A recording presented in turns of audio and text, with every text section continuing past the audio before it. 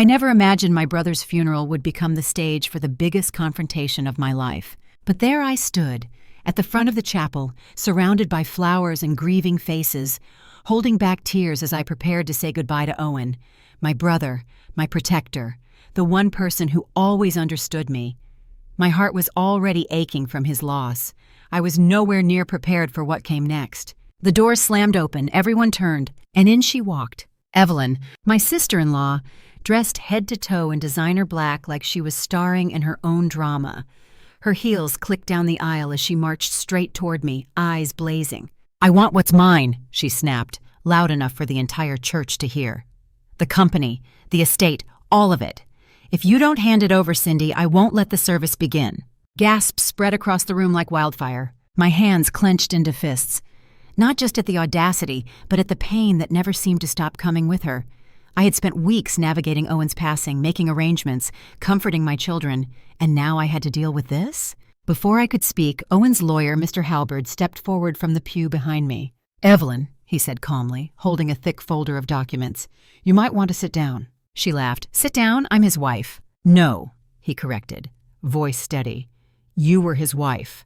Your divorce was finalized 3 days before his accident, and Owen legally transferred his assets to Cindy before he passed." Silence. You could hear people shifting in their seats, murmuring. Then Evelyn's face turned crimson.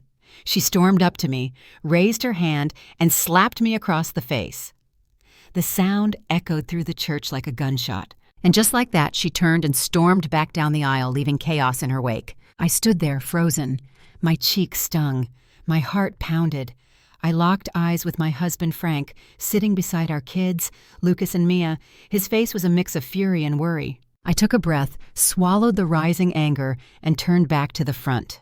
"Let's begin," I whispered. And we did. But the funeral wasn't just a farewell to Owen. It was the beginning of a war. A few days later, I got the first phone call. It was Evelyn. Her voice was frantic, panicked. "Cindy, we need to talk, please." I nearly dropped the phone. "What now?" "I'm busy," I replied coldly. "I didn't know about the will. I didn't think he'd actually leave me with nothing," she stammered. "You don't understand. That company should be mine. I was his wife." "You were," I said quietly. "And you know why you're not anymore." She didn't respond. I hung up. That should have been the end of it. But of course it wasn't. Let me back up for a moment. I'm Cindy Crawford, 48, a part-time book editor, a full-time mom of 2 amazing kids, Lucas, who's 17 and dreaming of med school, and Mia, who's 13 and still discovering who she is. My husband Frank runs a small tech business, and we live a quiet, intentional life in the suburbs of Atlanta, Georgia. But Owen, he was more than just my brother. He was my compass. We lost our parents when we were young, and from that moment on, he stepped up, protected me, guided me, loved my kids like they were his own. So when he told me, just a few months before his death, that he was transferring his assets to me, I was stunned. "I can't trust Evelyn," he said, sipping coffee on my porch one rainy afternoon. "She's not who I thought she was. It's not just about the cheating, Cindy. It's the lies, the shady business deals. She's dangerous." "Are you sure?" I asked him. "That's a big step." He nodded. "I want my money to protect the people I love, not fund her chaos." I didn't know what to say, so I just hugged him. I didn't think he would actually go through with it. But he did. And then the accident happened. I remember the moment I got the call. I was helping Mia with her science project, gluing planets onto a foam board, when the phone rang. "Cindy?" the voice said. "It's bad. Owen's in critical condition." The world slowed. My hands stopped moving. I could barely breathe. I immediately called Evelyn. She picked up on the 3rd ring. "Owen's been in a crash," I said, panic in my voice. "He's in ICU." "Is he still alive?" she asked flatly. "Yes, for now." "I'll come when I can." And she hung up, just like that. Owen never woke up. I held his hand in that hospital room, surrounded by beeping machines and fluorescent lights. Frank and the kids stood by the door, their faces pale. We waited, hoped, but hope wasn't enough. When the doctor told me Owen was gone, something inside me cracked, not just from grief, but from the injustice of it all. The man who had carried me through so much was taken too soon, and the person he had once loved, the woman who should have been holding his hand beside mine, was nowhere to be found. And yet, at the funeral, she had the audacity to claim his legacy. That's when I knew Evelyn wasn't going to stop. The days after the funeral were a blur of casseroles, condolences, and whispered conversations. Everyone wanted to talk about Owen, how kind he was, how brilliant, how much he gave to the world. But behind every kind word, I felt the tension bubbling. Because Evelyn wasn't done. Not even close. It started with voicemails. "You can't keep what belongs to me," she snapped in one message. Then came the texts. "I know where the safe is. You won't get away with this." By the time she showed up at our house, I wasn't even surprised. Frank and I had just finished dinner. The kids were upstairs doing homework, and I was settling onto the couch with a cup of tea when the doorbell rang. Frank looked out the window. "It's her." My heart dropped. I stood, took a breath, and opened the door. There she was, Evelyn, lipstick smeared, eyes wild. She looked less like a grieving widow and more like someone on the edge of unraveling. "I want Owen's things," she hissed. "The watch, the cufflinks, his laptop." I held the door halfway open. "You need to leave." "I have a right to his things," she barked. "No, Evelyn, you don't. Not legally, not emotionally. You lost that right when you betrayed him." She tried to push past me, but Frank was already at my side. "Step back," he warned, calm but firm. Evelyn's eyes darted from him to me, her expression twisting with desperation. "You think this is over? I'll fight you for all of it." And then she was gone, stalking back down the driveway like a villain in a drama series that refused to be canceled. We locked the door and called the lawyer. "I'm worried," I told him. "She's not just grieving, she's volatile. You may want to consider a restraining order," he said, "and you should gather any evidence of threats." That night, I didn't sleep. I sat on the couch, watching the shadows shift across the walls, wondering what Evelyn's next move would be. Lucas came downstairs around midnight. "Mom, are you okay?" I looked up and forced a smile. "Just thinking." He sat beside me, his lanky frame folding into the cushions. "Is she going to try to take everything?" "I don't know," I admitted, "but I'm going to make sure she doesn't hurt us. That's a promise." The next day, I met with a private investigator. I wanted answers. I wanted the truth. I wanted proof of everything Owen had warned me about. "She's already out of the will," the investigator said. "Why dig deeper?" "Because she's dangerous," I replied, "and I want to make sure she can't hurt my family again." He nodded slowly. "Okay, I'll see what I can find." While he worked behind the scenes, I tried to hold my life together on the surface.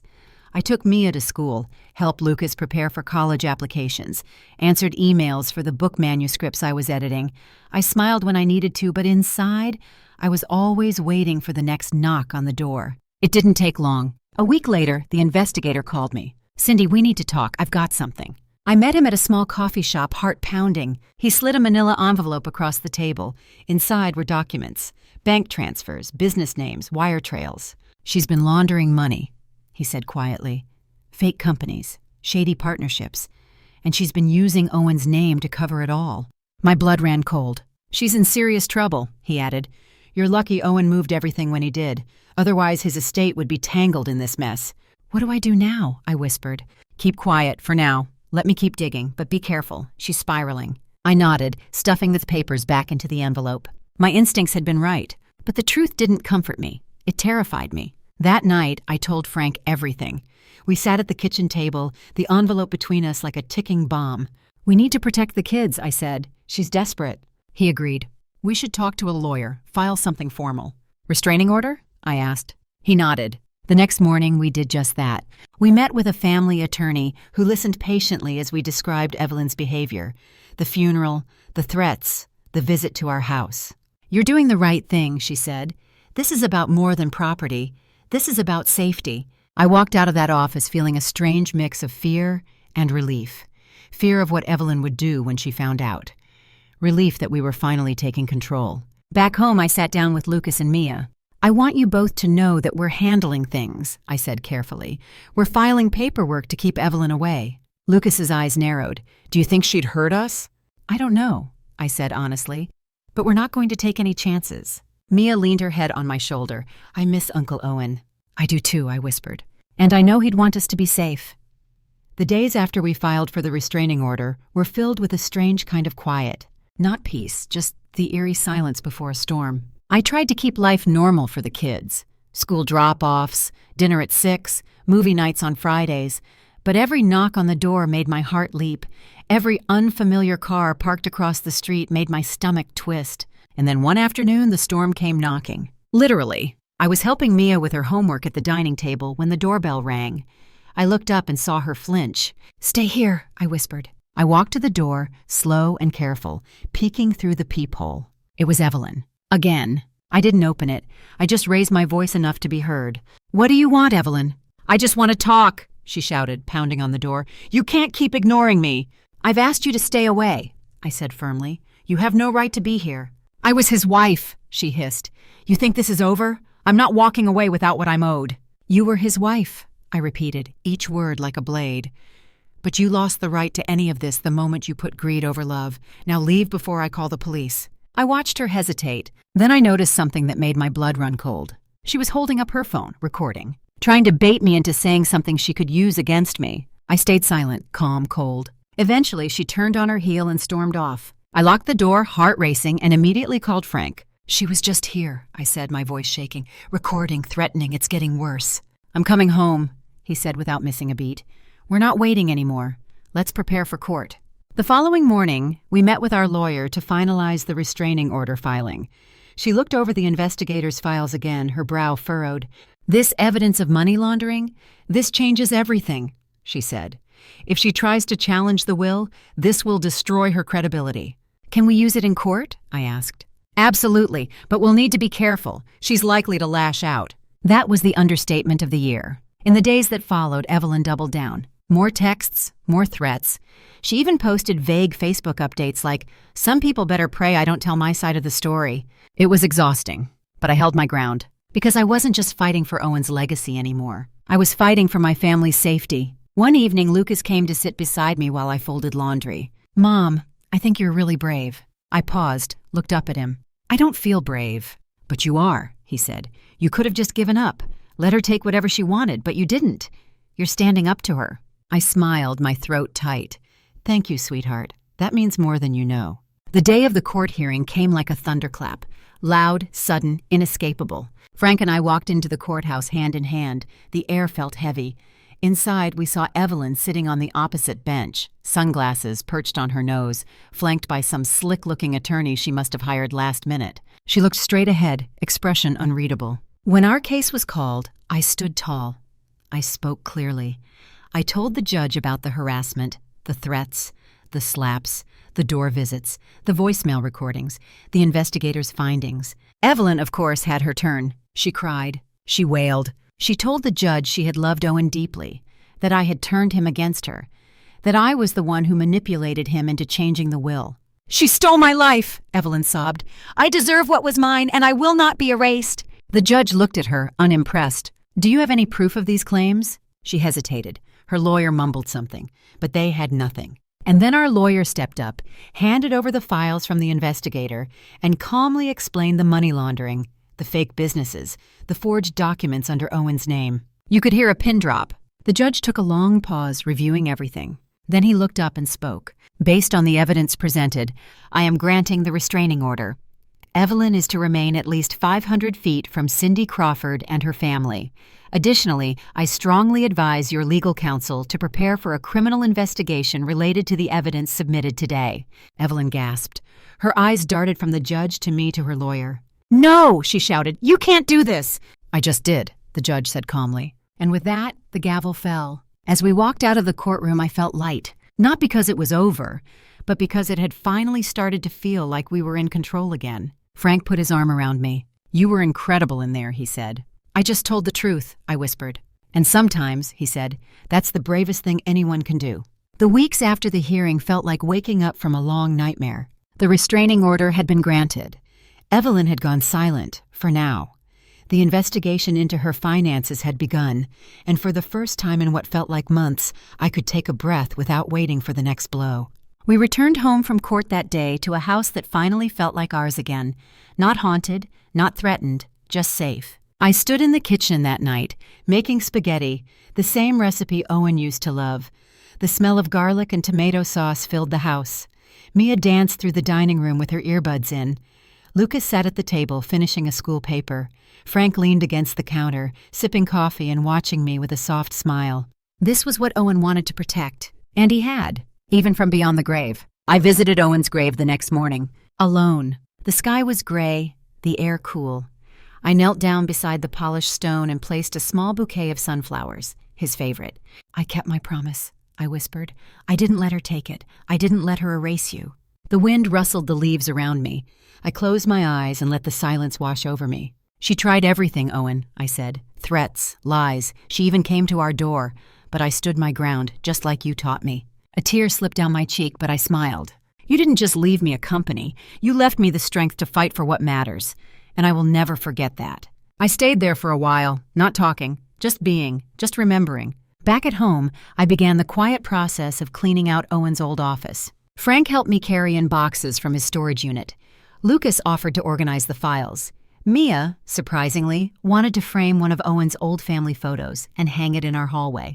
"Uncle Owen always made me feel like I could do anything," she said softly. "He made me feel the same," I replied, brushing her hair back from her face. As I sorted through documents, photos, letters, pieces of Owen's life, I realized how much he'd quietly shaped all of us. Not with big speeches or dramatic gestures, but with quiet consistency, loyalty, integrity. I found a letter he'd written to Lucas for his 18th birthday, still sealed, and a small notebook with scribbled ideas for a scholarship program he had wanted to start for underprivileged teens. He was always thinking about others, always planning for the future. I decided then and there I would finish what he started. The following week, I met with a financial advisor and began the process of creating the Owen Crawford Legacy Foundation, a scholarship fund for young students interested in finance and entrepreneurship, just like Owen. I gathered letters from his clients, students he had mentored, friends who admired him. The impact he had was bigger than even I had realized, and that impact wouldn't end with his death. It would live on, through us. One afternoon, I received a final letter from our lawyer. The investigation into Evelyn's crimes had led to formal charges: bank fraud, money laundering, identity theft. She was facing serious consequences. I read the letter, folded it, and tucked it away in a drawer. It wasn't joy I felt, it was closure. Not because she was punished, but because I was no longer looking over my shoulder. She couldn't reach us anymore, and that was enough. Later that night, I sat on the porch with Frank. The sky was a deep indigo, crickets chirped in the distance. Our house finally felt quiet in the best way. "You've been through hell," he said, handing me a cup of tea. "Yeah," I nodded, "but I'm still standing." "You're more than that," he said. "You're unshakable." I smiled. "You want to know the truth?" "Always." I wasn't unshakable. I was terrified every single day, but I just kept going. For Owen, for the kids, for us. "And that," he said, pulling me close, "is real strength." So here we are, still healing, still grieving, but also still living. Evelyn may have tried to tear us down, but we rose stronger, wiser, unbreakable. Lucas will be off to college next year. Mia is learning guitar and writing her own songs. Frank's business is thriving, and I'm finally taking on full-time editing projects, doing what I love with the people I love around me. And Owen? He's not gone. Not really. He's in every dinner we share, every tough decision I face, every time I stand up for what's right. His legacy lives not just in the company he built or the scholarship fund we launched, but in the values he left behind. And as I sit in our backyard, watching the sunset over a house filled with laughter and love, I know one thing for sure: peace isn't always quiet. Sometimes it's earned, sometimes it's fought for, and sometimes it looks like a woman who said enough and meant it.